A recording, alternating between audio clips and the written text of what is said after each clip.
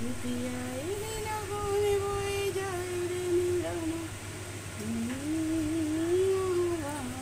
বন্ধুরা, কেমন আছেন? আশা করি ভালোই আছেন। আমিও ভালো আছি। আমি আজকে কাঁচা লঙ্কা চিকেন করে দেখাবো। তাই জন্যে চিকেনটাকে ম্যারিনেট করে নিচ্ছি। আদা রসুনের সঙ্গে কাঁচা লঙ্কা পেস্ট করেছিলাম, সেইটা অর্ধেকটা দিয়ে দিলাম।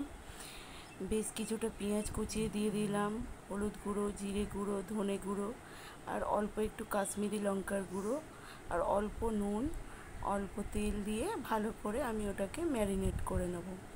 এদিকে কড়া বসিয়ে দিয়েছি, কড়াতে বড় বড় আলু দিয়ে ভেজে নিচ্ছি। আর যেগুলো মশলা আমি দিয়েছি আর একবার করে দেখিয়ে দিলাম, আর অল্প একটু তেল দিয়েছি। দেখুন, খুব কম তেলেই চিকেনটা করব। হেলদি চিকেন বললেও হয়, যে চিকেন মানেই যে অত্যাধিক তেল মশলা দিয়ে করতে হবে তার কোনো মানে নেই। আলুটা আমি লাল লাল করে ভেজে তুলে নিয়েছি।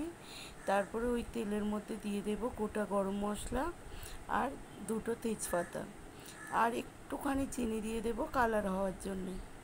দিয়ে ভালো করে নেড়ে চেড়ে ওর মধ্যে অর্ধেক পেঁয়াজ যে কুচানো ছিল সেইটা দিয়ে দিলাম, দিয়ে একটু লাল লাল করে ভেজে নিচ্ছি।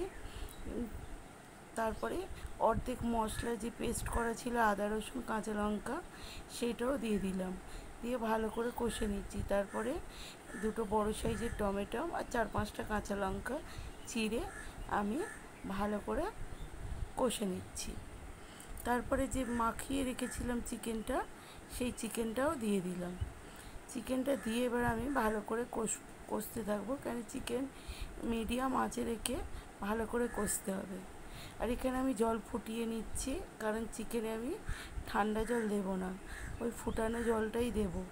চিকেনে গরম জল দিলে চিকেনের স্বাদ আলাদা হয়ে যায়। বেশ কিছুক্ষণ কষে নিয়েছি, তারপরে ভাজা আলুগুলো দিয়ে আবার আমি ঢাকা দিয়ে দিয়ে কষে নেব।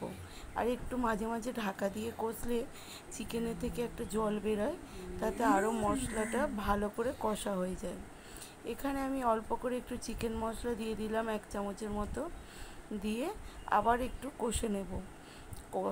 কষার সময় যা সুন্দর একটা স্মেল বেরোচ্ছিল, তাতেই মনে হচ্ছিল কষা দিয়েই খাওয়া হয়ে যাবে, কিন্তু কষা করব না।